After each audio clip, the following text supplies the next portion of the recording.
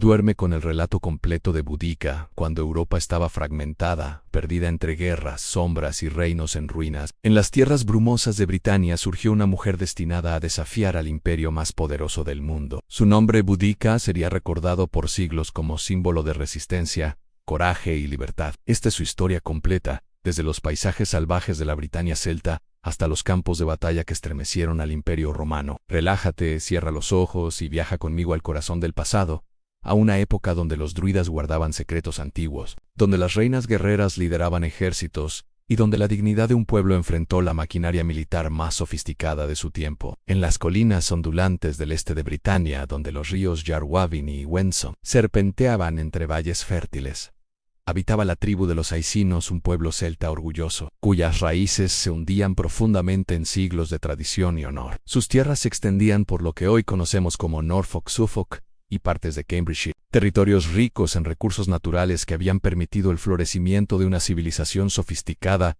mucho antes de que las legiones romanas pusieran pie en estas costas neblinosas. Los aicinos no eran simples bárbaros como los romanos querían creer, eran maestros artesanos cuyos trabajos en oro y plata rivalizaban con los mejores del mundo mediterráneo, agricultores que habían dominado las técnicas de cultivo para extraer abundantes cosechas de suelos difíciles y guerreros cuyo valor en batalla era legendario entre las tribus celtas. Su estructura social reflejaba una complejidad que desafiaba los estereotipos romanos sobre los pueblos del norte, con sistemas legales sofisticados, redes comerciales que se extendían hasta el continente, tradiciones religiosas que conectaban lo terrenal con lo divino, de maneras que los conquistadores mediterráneos nunca comprenderían completamente. Si disfrutas de estas historias épicas y quieres más viajes al pasado, suscríbete a Throne y Empire, donde cada relato es una puerta a civilizaciones perdidas. La sociedad icena se organizaba en múltiples clanes y grupos familiares que reconocían la autoridad de un rey supremo, pero mantenían considerable autonomía local en la gestión de sus territorios y asuntos cotidianos. Esta estructura descentralizada reflejaba valores celtas fundamentales,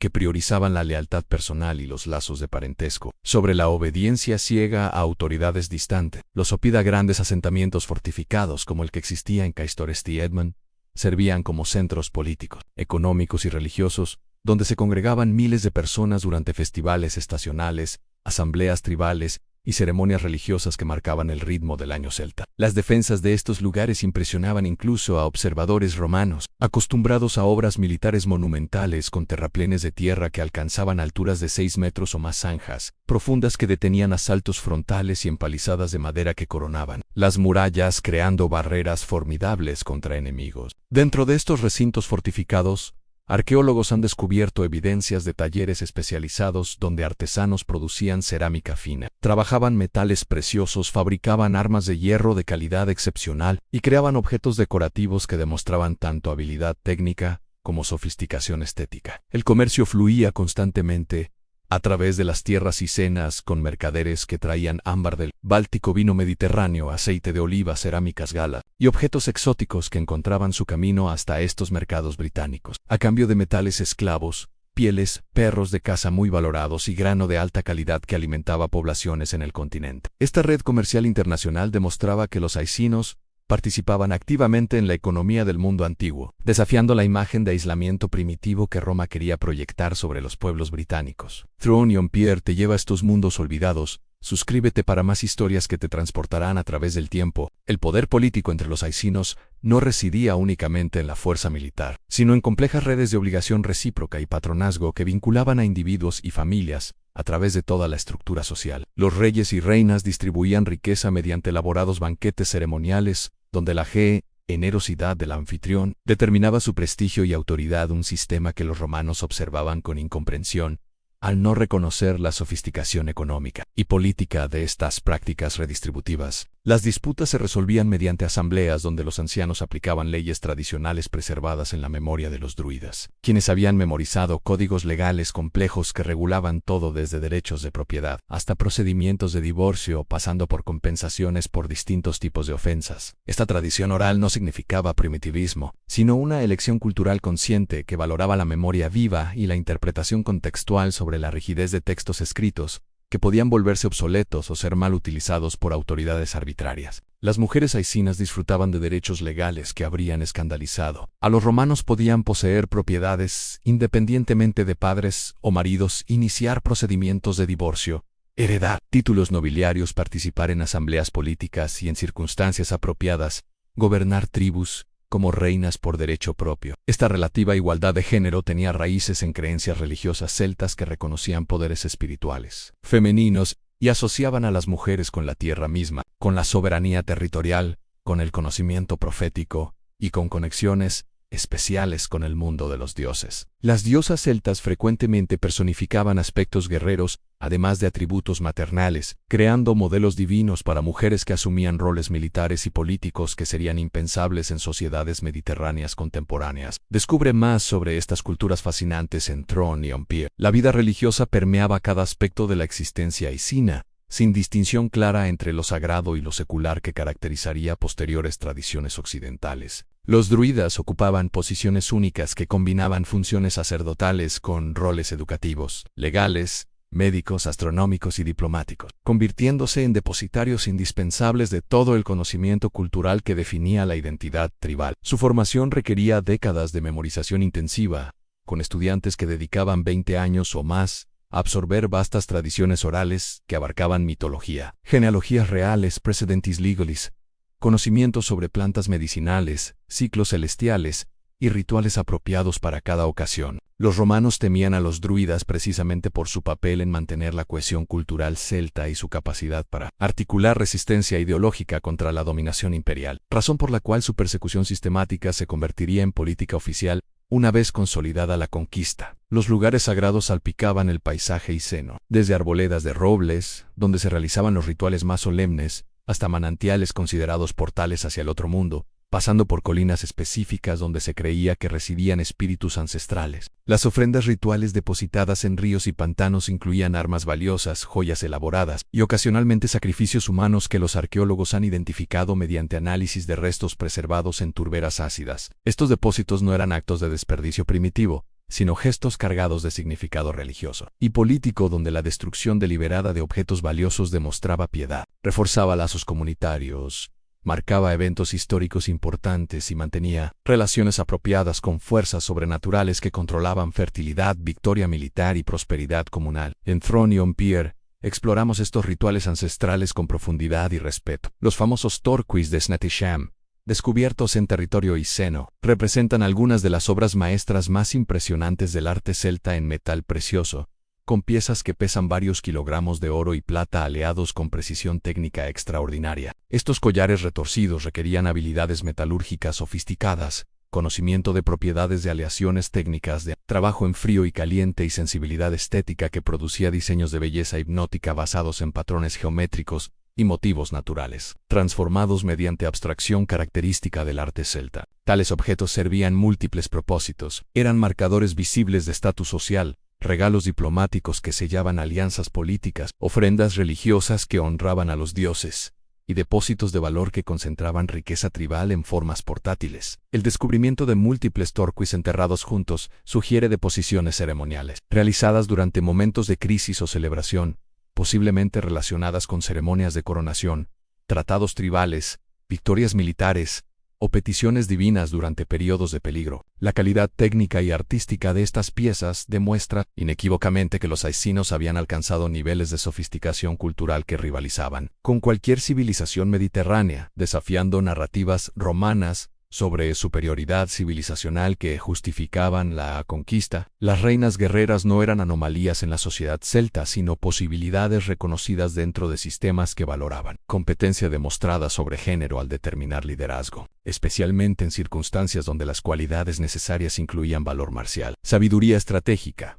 habilidad diplomática y conexiones con poderes sobrenaturales asociados con soberanía femenina. Las mujeres de élite recibían entrenamiento marcial junto a sus hermanos varones, aprendiendo manejo de espada, lanza y escudo, además de técnicas ecuestres y conducción de carros de guerra que permanecían centrales en la táctica militar celta. Sumérgete en estas historias de poder y arte antiguo con Throne y Empire. La economía escina descansaba sobre fundamentos agrícolas sólidos, que habían sido refinados durante siglos de experiencia práctica con suelos y climas locales. Los campos cultivados se extendían por millas cuadradas, con sistemas de drenaje que controlaban el exceso de agua en tierras bajas, rotaciones de cultivos que mantenían fertilidad del suelo y almacenamiento sofisticado, que preservaba excedentes para años difíciles. El trigo y la cebada constituían los cultivos principales, complementados por legumbres, vegetales y hierbas tanto culinarias como medicinales cultivadas en huertos cercanos a las viviendas. Los arados con puntas de hierro, tirados por bueyes robustos criados específicamente para trabajo pesado, permitían romper suelos arcillosos difíciles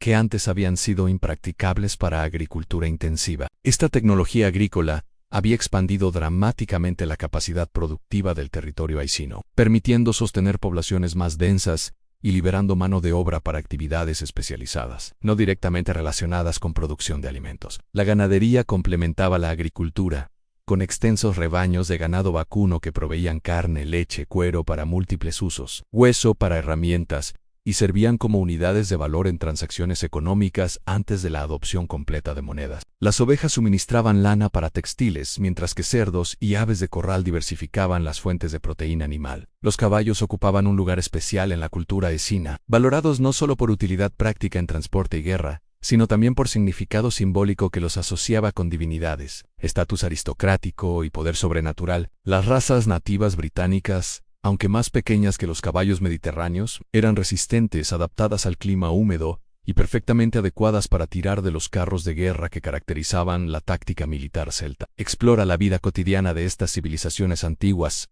En Throne-on-Pierre, el tejido social aicino se estructuraba en capas claramente definidas, pero no completamente rígidas, permitiendo cierta movilidad basada en logros personales, especialmente proezas militares que podían elevar el estatus de guerreros talentosos. En la cúspide se encontraban las familias reales y la nobleza guerrera que controlaban tierras extensas, rebaños grandes y clientelas de seguidores leales que dependían de su patronazgo. Debajo de ellos, una amplia clase media de campesinos libres poseía tierras propias, participaba en asambleas locales, portaba armas y disfrutaba de derechos legales completos dentro del sistema tribal. Los artesanos especializados ocupaban posiciones respetadas debido a habilidades valiosas que requerían años de aprendizaje, desde herreros que dominaban secretos metalúrgicos hasta alfareros, carpinteros, tejedores y orfebres cuyo trabajo sostenía la economía material de la sociedad. Los druidas, aunque técnicamente fuera de la jerarquía secular, ejercían influencia considerable que a veces superaba incluso a los reyes debido a su control sobre conocimiento sagrado, capacidad para maldecir o bendecir emprendimientos importantes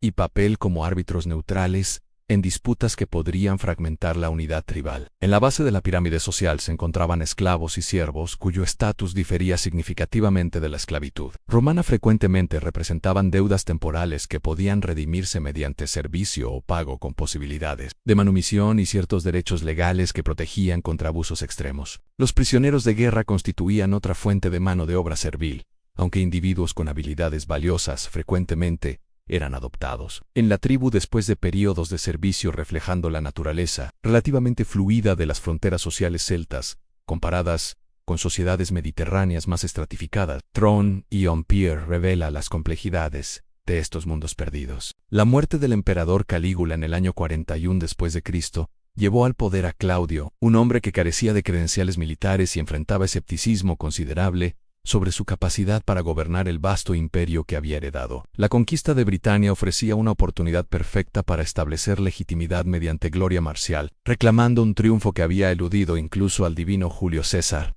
un siglo antes. Las preparaciones para la invasión comenzaron inmediatamente, con 4 legiones completas reunidas en puertos galos, junto con unidades auxiliares que elevaban la fuerza total por encima de 40.000 soldados profesionales. Esta armada representaba una inversión militar masiva que demostraba la determinación imperial de lograr éxito donde expediciones previas habían fracasado o producido resultados ambiguos. El comandante designado, Aulo Plaucio, poseía experiencia administrativa y militar suficiente para manejar tanto las complejidades logísticas de una operación anfibia mayor como las sutilezas diplomáticas de navegar las intrincadas políticas tribales británicas. La flota cruzó el canal en múltiples oleadas durante la primavera del año 43 después de Cristo, estableciendo cabezas de playa fortificadas con eficiencia militar romana, que transformó playas vulnerables en bases seguras en cuestión de días. La resistencia británica inicial, aunque valiente, careció de coordinación necesaria para rechazar un asalto tan masivo y profesionalmente ejecutado. Las fuerzas romanas avanzaron rápidamente tierra adentro, utilizando superioridad en disciplina, equipo y táctica para derrotar coaliciones tribales que luchaban con coraje individual pero sin la organización que caracterizaba la guerra romana. Descubre cómo los imperios cambiaron el mundo antiguo en Throne y Empire. La batalla del río Medway marcó el primer enfrentamiento Mayo-Ere, donde las legiones demostraron capacidades que asombraron a defensores británicos. Acostumbrados a estilos de combate celtas, las unidades auxiliares cruzaron el río en puntos inesperados, mientras ingenieros construían puentes pontón bajo fuego enemigo, permitiendo que la masa principal de infantería legionaria flanqueara posiciones defensivas británicas que habían sido cuidadosamente preparadas. La derrota británica en Medway quebró la coalición inicial y forzó una reevaluación estratégica entre líderes tribales que comenzaron a considerar opciones más allá de resistencia militar directa. El avance romano hacia Camulodunum, el oppidum principal de los Catavaloni y centro simbólico del poder británico del sureste, proporcionó el escenario dramático que Claudio necesitaba para su aparición personal. El emperador cruzó el canal con refuerzos que incluían elefantes de guerra, criaturas exóticas calculadas para impresionar tanto a tropas romanas como a observadores británicos con los vastos recursos del imperio. Claudio permaneció en Britania solo 16 días, pero su presencia durante el asalto final a Camulodunum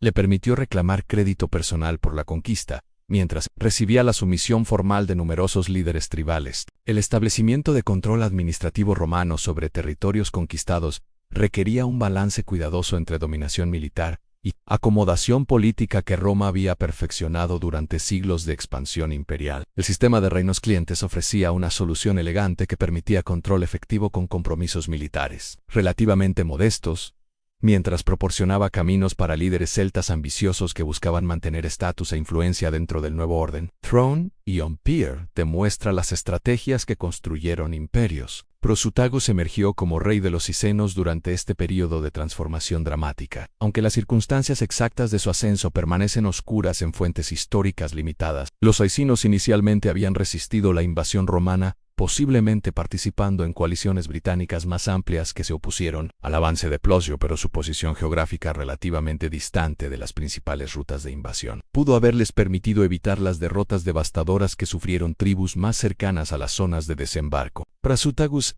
aparentemente reconoció que continuar la resistencia militar sería fútil contra la superioridad táctica romana, y eligió negociar términos que preservaran la autonomía de su pueblo mientras reconocían la supremacía imperial. Su transformación de potencial enemigo a rey cliente ilustra la flexibilidad pragmática que caracterizaba la administración imperial romana, cuando los funcionarios preferían trabajar a través de estructuras de poder existentes en lugar de imponer control directo que requeriría recursos administrativos y militares más sustanciales. Para Prasutagus, aceptar el estatus de cliente proporcionaba oportunidades para modernizar la infraestructura de su reino, expandir relaciones comerciales y fortalecer su posición relativa frente a líderes tribales, rivales que habían elegido resistencia continua. La integración del territorio iceno en el mundo romano procedió a través de múltiples canales que transformaron gradualmente la sociedad tribal mientras preservaban apariencias de continuidad con tradiciones ancestrales. La evidencia arqueológica de este período muestra cantidades crecientes de cerámica importada, trabajos en metal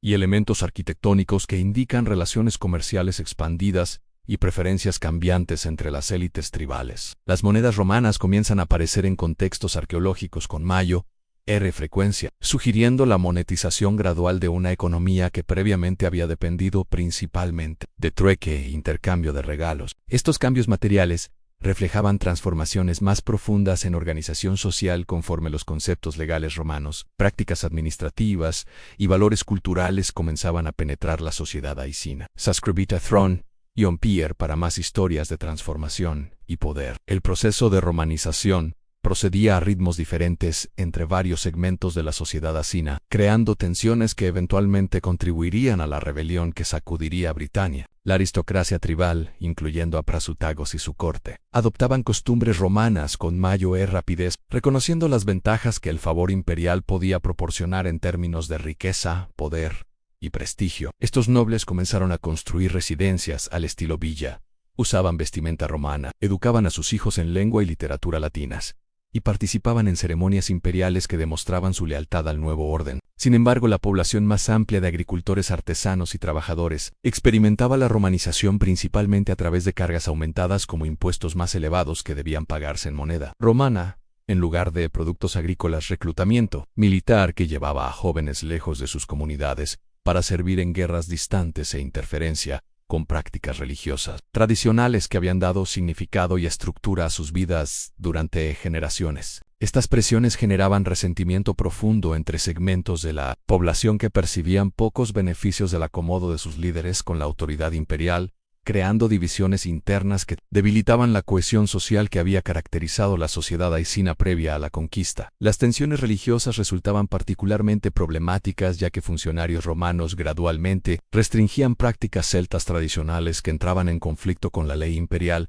o las influencias cristianas emergentes. Los druidas enfrentaban persecución sistemática en toda Britania, mientras los administradores romanos reconocían su papel central en mantener la identidad cultural celta y el potencial de resistencia al dominio imperial. Arboledas sagradas eran taladas, sitios rituales abandonados o convertidos para propósitos romanos, y las complejas tradiciones orales que habían preservado la ley y las costumbres celtas durante siglos comenzaban a erosionarse bajo la presión de la alfabetización latina y los procedimientos legales romanos. Estos cambios atacaban el corazón mismo de la identidad haicina, socavando los fundamentos espirituales que habían unificado previamente a la tribu y legitimado la autoridad real, creando un vacío cultural que ni las instituciones romanas ni las tradiciones celtas modificadas podían llenar satisfactoriamente. Throne y Ompier explora estos choques culturales que definieron épocas. Dentro de este contexto de transformación cultural y tensión creciente, surgió Boudica, una mujer cuyo nombre significaba victoria y cuyo destino sería convertirse en el símbolo más perdurable de la resistencia británica contra Roma. Las fuentes históricas proporcionan información frustrantemente limitada sobre sus orígenes, nacimiento, infancia y años formativos, reflejando el desinterés característico de los historiadores romanos por documentar las vidas tempranas de líderes bárbaros, a menos que sus acciones posteriores afectaran directamente los intereses imperiales. Tácito y Dion Casio. Nuestras fuentes primarias se enfocan casi exclusivamente en su papel durante la rebelión, proporcionando solo detalles ocasionales sobre su apariencia física, carácter personal y circunstancias familiares que pueden inferirse de sus acciones y del contexto social más amplio de la sociedad haicena. Lo que emerge de la evidencia disponible sugiere que Boudica pertenecía al estrato más alto de la aristocracia haicena, posiblemente conectada con la familia real por nacimiento, además de matrimonio, lo que explicaría su capacidad posterior para reclamar autoridad legítima sobre la tribu después de la muerte de Prosutagos. Su demostración de liderazgo político, destreza militar y habilidad retórica indica una educación que había proporcionado acceso al rango completo de formación de élite celta, incluyendo entrenamiento en guerra, equitación y las complejas tradiciones orales que preservaban la ley tribal, el conocimiento religioso y la memoria histórica que definían la identidad haicina. La confianza con la que más tarde asumiría el comando de múltiples tribus sugiere familiaridad con la política intertribal y los protocolos diplomáticos que típicamente requerían años de observación y participación en actividades de la corte real, experiencias que solo estaban disponibles para individuos nacidos o casados dentro de las familias gobernantes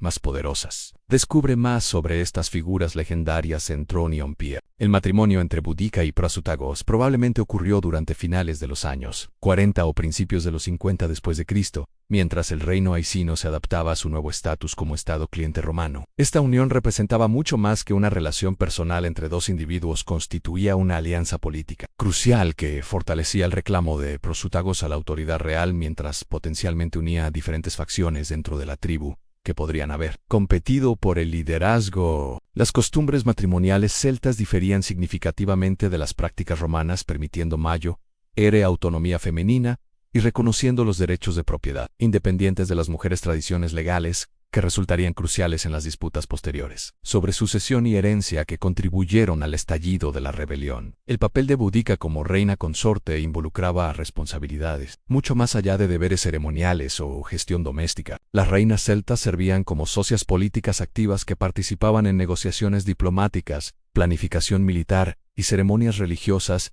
que legitimaban la autoridad real. La evidencia arqueológica de otros sitios británicos sugiere que las mujeres celtas de alto rango mantenían sus propios séquitos de guerreros y consejeros, controlaban fuentes independientes de riqueza y ejercían autoridad territorial sobre regiones específicas dentro de los dominios de sus esposos, preparando a Boudica para las responsabilidades de liderazgo que más tarde asumiría mientras proporcionándole redes de lealtad personal que trascendían las fronteras tribales, tradicionales. La pareja tuvo 2 hijas cuya existencia se conoce solo a través de breves menciones en fuentes romanas, que las presentan principalmente como víctimas de brutalidad romana en lugar de individuos con personalidades e historias propias. La falta de hijos varones crearía complicaciones significativas para la planificación de sucesión escina bajo el sistema de reino cliente, ya que la ley de herencia celta reconocía derechos de sucesión femenina mientras que las tradiciones legales romanas típicamente favorecían a herederos masculinos y veían el gobierno femenino con sospecha u hostilidad abierta, un conflicto fundamental que proporcionaría el catalizador inmediato para la rebelión que seguiría. Sigue estas sagas de poder en Throne y Empire, la muerte del rey. Prasutagos en el año 60 después de Cristo marcó el fin catastrófico de casi 2 décadas de equilibrio diplomático cuidadoso entre independencia isena y demandas imperiales romanas. Las fuentes contemporáneas no proporcionan detalles sobre las circunstancias de su muerte, si fue por enfermedad, lesión o causas naturales, pero el momento resultó desastroso para la supervivencia de su reino. El testamento que Prasutagos dejó representaba su intento final de preservar la autonomía de su pueblo mediante acomodación legal con las prácticas de herencia romanas. Según Tácito, el rey Iseno legó la mitad de su reino al emperador Nerón, mientras designaba a sus 2 hijas como herederas de la porción restante. Este arreglo reflejaba una comprensión sofisticada de los conceptos legales romanos y las expectativas imperiales, ya que los gobernantes clientes en todo el imperio rutinariamente nombraban al emperador como coheredero para demostrar lealtad y asegurar protección imperial para sus sucesores. Prasutagos probablemente creía que este gesto de sumisión satisfaría los requisitos romanos, mientras preservaba suficiente autoridad independiente para que su familia continuara gobernando a los aicinos bajo supervisión imperial. Sin embargo, la respuesta romana a la muerte de Prasutagos reveló el cinismo fundamental que subyacía al sistema de reinos clientes en toda Britania. En lugar de honrar el arreglo de sucesión cuidadosamente elaborado, los funcionarios imperiales vieron la muerte del rey como una oportunidad para eliminar la autonomía aicina y tomar control directo sobre los recursos sustanciales de la tribu. El procurador Cato Deciano, responsable de la administración financiera en toda la provincia, inmediatamente despachó agentes para realizar un inventario integral de activos. Estos funcionarios operaban bajo instrucciones que trataban todo el reino como propiedad imperial, sujeta a confiscación, ignorando tanto los términos del testamento de Prasutagos como los derechos legales de los miembros sobrevivientes de su familia. La evidencia arqueológica del territorio aicino sugiere la escala de riqueza que atrajo la atención romana después de la muerte de Prasutagos. Excavaciones en sitios por todo Norfolk y Suffolk han revelado tesoros sustanciales de objetos de oro y plata que representan enormes concentraciones de metales preciosos acumulados durante décadas de agricultura exitosa, producción artesanal y relaciones comerciales que se extendían por el norte de Europa. Anita Throne y Empire para más historias de traición y resistencia. La confiscación sistemática de propiedad procedió con eficiencia despiadada, que demostraba la preparación romana de larga data para esta eventualidad. Agentes imperiales llegaron con conocimiento detallado de los principales asentamientos del reino, instalaciones de almacenamiento y familias ricas, sugiriendo una extensa recopilación de inteligencia durante los años precedentes de status cliente. Confiscaron rebaños de ganado, almacenes de grano, talleres de metalurgia y posesiones personales, pertenecientes a la familia real y la aristocracia tribal.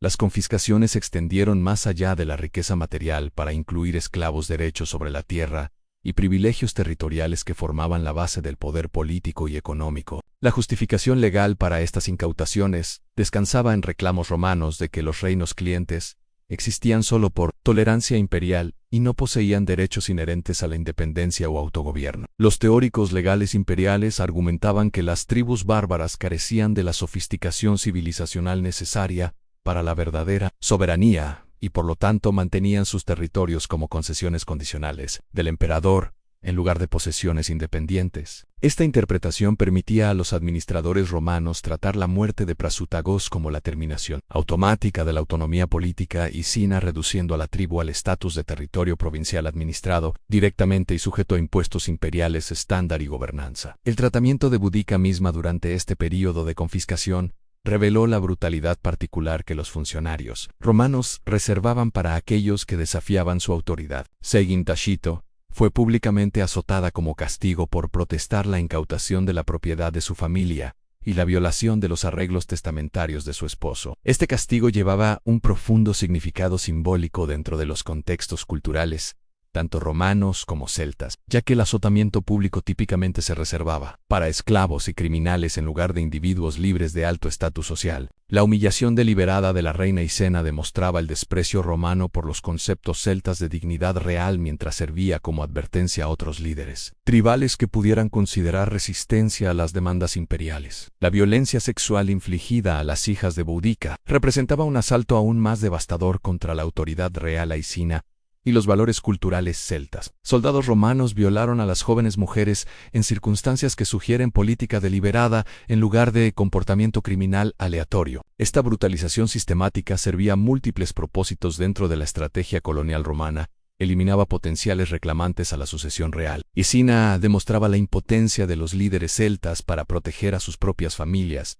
y proporcionaba prueba visceral del dominio romano sobre poblaciones conquistadas. La violación de mujeres reales atacaba el corazón de los conceptos celtas de soberanía y realeza sagrada, transformando lo que podría haber permanecido como una disputa legal en un desafío fundamental a la supervivencia tribal y la identidad cultural. Descubre cómo estos eventos moldearon la historia en Throne y Empire. La brutalización sistemática de la familia real escina catalizó una transformación en Boudica que remodelaría el panorama político de la Britania romana. La mujer que había navegado el delicado equilibrio entre tradición celta y acomodación imperial, ahora enfrentaba una realidad donde tales soluciones diplomáticas se habían vuelto imposibles. Las acciones romanas habían eliminado toda vía legal para reparación, mientras demostraban que la acomodación con la autoridad imperial no ofrecía protección contra la explotación sistemática y la destrucción cultural. Las heridas físicas de su azotamiento público sanarían, pero el impacto psicológico de presenciar la violación de sus hijas y la humillación de su pueblo creó una líder revolucionaria,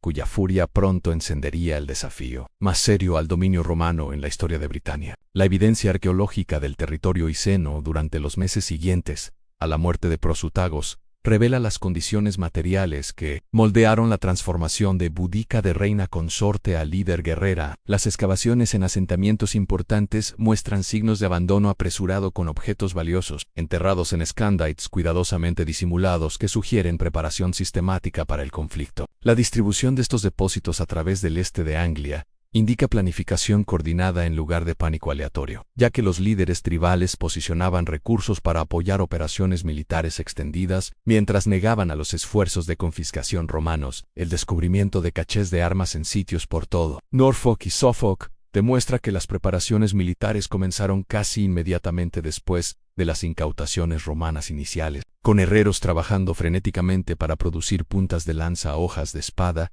y puntas de flecha para la confrontación venidera. El proceso de reunir a la tribu isena requería que Boudica superara las estructuras políticas celtas tradicionales, que enfatizaban la construcción de consenso y la toma de decisiones colectiva, en lugar de la autoridad individual. El liderazgo celta típicamente emergía a través de negociaciones complejas entre bandas guerreras, grupos de parentesco y divisiones territoriales, con líderes exitosos demostrando su valía a través de proezas en batalla, sabiduría en consejo y generosidad.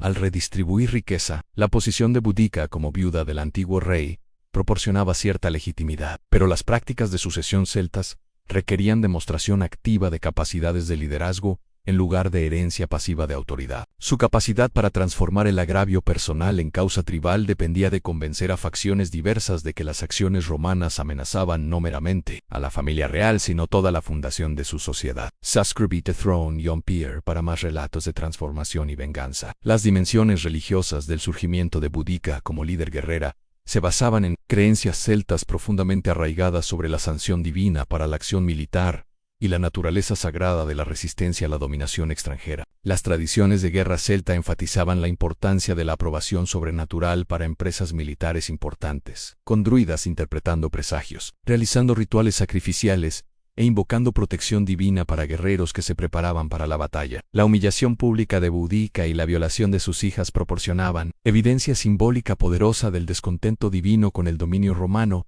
ya que la teología celta tradicional interpretaba tales desastres como señales de que los dioses demandaban acción para restaurar el orden cósmico apropiado. Su transformación de víctima en vengadora le permitía presentarse como un instrumento de justicia divina, en lugar de meramente una madre afligida que buscaba venganza personal. El simbolismo religioso, específico que Boudica empleaba durante su ascenso al liderazgo, revela una comprensión sofisticada de las tradiciones mitológicas celtas que asociaban a las deidades femeninas con guerra, soberanía y protección territorial. La evidencia arqueológica de la Britania prerromana incluye numerosas representaciones de diosas guerreras que combinaban aspectos maternales y marciales, protegiendo territorios tribales mientras inspiraban a los guerreros a hazañas extraordinarias de coraje. Estas figuras divinas típicamente aparecían durante tiempos de crisis para liderar a su pueblo contra invasores extranjeros, ofreciendo tanto asistencia sobrenatural como justificación moral para resistencia a la autoridad externa. La adopción de simbolismo similar por parte de Boudica le permitía presentar su rebelión como cumplimiento de profecías antiguas,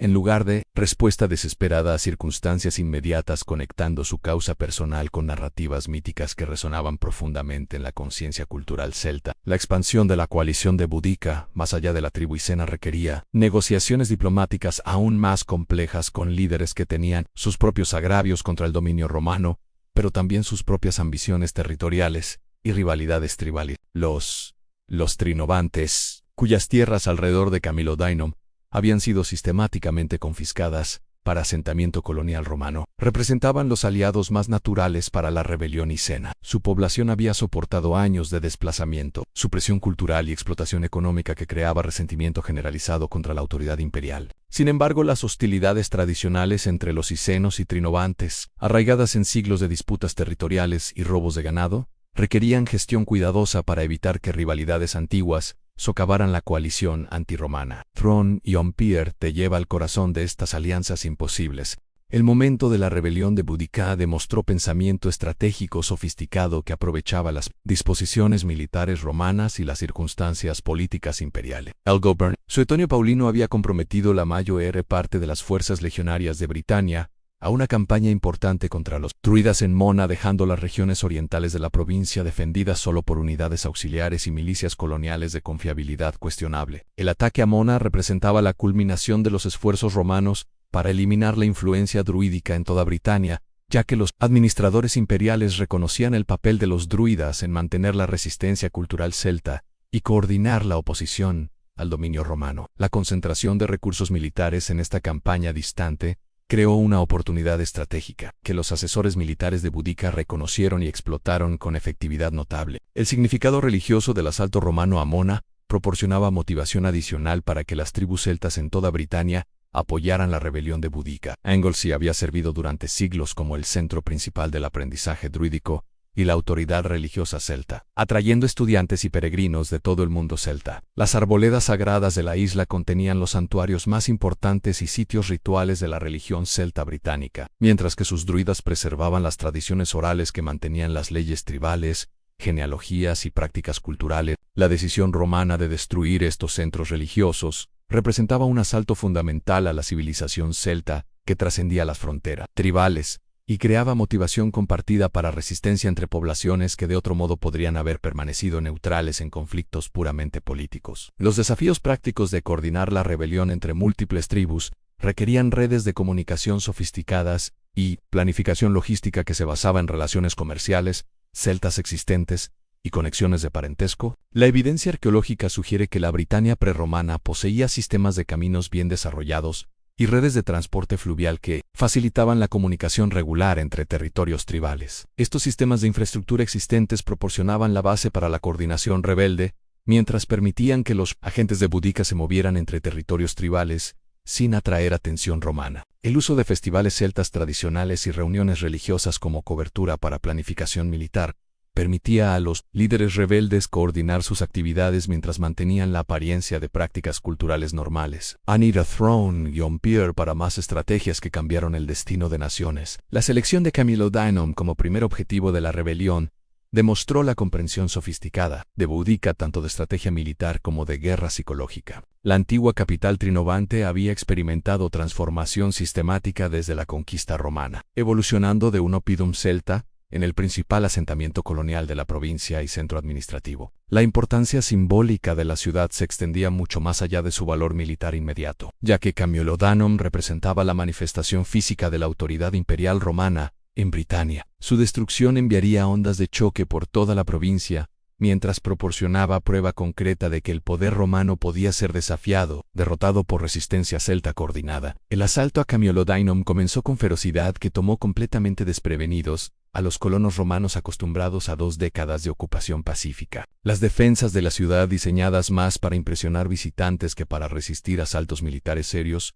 colapsaron casi inmediatamente, bajo la presión de miles de guerreros celtas cuyo clamor de guerra y estandartes de batalla evocaban memorias de campañas anteriores contra tribus no conquistadas. La visión de Boudica, misma descrita por fuentes contemporáneas como una figura de presencia física imponente, con cabello rojo fluido y una voz poderosa que podía escucharse a través del campo de batalla, proporcionaba un punto focal para la moral celta, mientras simbolizaba la transformación de víctimas romanas en enemigos implacables. La destrucción sistemática de edificios administrativos romanos durante el asalto a Camiododanum reflejaba planificación estratégica deliberada, en lugar de violencia aleatoria impulsada puramente por venganza o sed de sangre. Las fuerzas rebeldes atacaban estructuras específicas que representaban diferentes aspectos de la autoridad imperial romana, comenzando con la basílica que albergaba el gobierno colonial y los tribunales donde los procedimientos legales romanos habían reemplazado los mecanismos tradicionales celtas de resolución de disputas. La destrucción de registros oficiales, documentos legales y archivos administrativos eliminaba la infraestructura burocrática que había facilitado el control romano, mientras simbólicamente rechazaba la legitimidad de la autoridad legal imperial sobre poblaciones celtas. El asalto al templo de Claudio representaba la acción más simbólicamente significativa de la rebelión, ya que la destrucción de este centro de culto imperial demostraba el rechazo celta de la autoridad religiosa romana y los reclamos divinos de dominio universal. Descubre estos momentos que definieron épocas en Tron y Empire. La masacre de colonos romanos y sus familias durante la caída de Camiododanum reflejaba la intensidad del resentimiento acumulado contra poblaciones que habían beneficiado directamente de la desposesión celta y la supresión cultural. Las fuentes romanas contemporáneas describen matanzas sistemáticas que atacaban no solo a personal militar sino también a pobladores civiles cuya presencia representaba la permanencia de la ocupación imperial. La evidencia arqueológica de sitios de entierro masivo sugiere que la violencia, aunque extensa, seguía ciertos patrones que pueden haber reflejado tradiciones legales celtas respecto al castigo por violaciones territoriales y crímenes culturales. El tratamiento de prisioneros romanos por parte de los rebeldes aparentemente incluía elementos rituales que se basaban en conceptos celtas tradicionales de justicia divina y retribución sobrenatural. El saqueo de Camiododanum proporcionó a las fuerzas de Boudica recursos materiales sustanciales que resultarían cruciales para sostener operaciones militares extendidas contra contraataques romanos. Los almacenes de la ciudad contenían riqueza acumulada de 2 décadas de explotación colonial, incluyendo metales preciosos, bienes manufacturados y excedentes agrícolas que representaban las ganancias concentradas de la extracción sistemática de recursos de territorios celtas. La captura de equipo militar romano y suministros durante la caída de Camiododanum proporcionó a las fuerzas celtas acceso a armas y armaduras que mejoraron significativamente sus capacidades de combate contra formaciones legionarias disciplinadas. El impacto psicológico de la destrucción de Camiododanum en la confianza romana en toda Britania se extendió mucho más allá del significado militar inmediato de perder una sola ciudad. La capital colonial había representado reclamos romanos de dominio permanente sobre territorios británicos conquistados, con sus impresionantes edificios públicos y población próspera, sirviendo como prueba visible de la superioridad civilización imperial sobre la barbarie celta. Las noticias de la destrucción completa de la ciudad y la masacre de sus habitantes romanos destrozaron suposiciones sobre invencibilidad imperial, mientras demostraban que la resistencia celta coordinada podía lograr victorias decisivas contra fuerzas romanas. El efecto sobre la moral celta en toda Britania resultó igualmente dramático, ya que las noticias de la victoria de Boudica se extendieron a través de redes de comunicación tribales existentes e inspiraron a poblaciones previamente neutrales a unirse a la rebelión. El momentum generado por la destrucción de Camiododanum impulsó a las fuerzas de Boudica hacia su siguiente objetivo, con confianza, sin precedentes y claridad estratégica, mientras el imperio más poderoso del mundo enfrentaba su desafío más serio en suelo británico. Esta es la historia de Boudica, la reina que desafió a Roma y cuyo nombre viviría eternamente como símbolo de libertad y resistencia. Suscríbete a Throne y Empire, donde cada historia es un viaje épico a través del tiempo, donde los grandes líderes del pasado cobran vida para tus noches de descanso y reflexión. Gracias por acompañarme en este viaje al corazón de la Britania antigua. Si esta historia te ha transportado a otro tiempo, No olvides suscribirte a Throne on Pierre para más relatos épicos de reyes, reinas e imperios que moldearon nuestro mundo.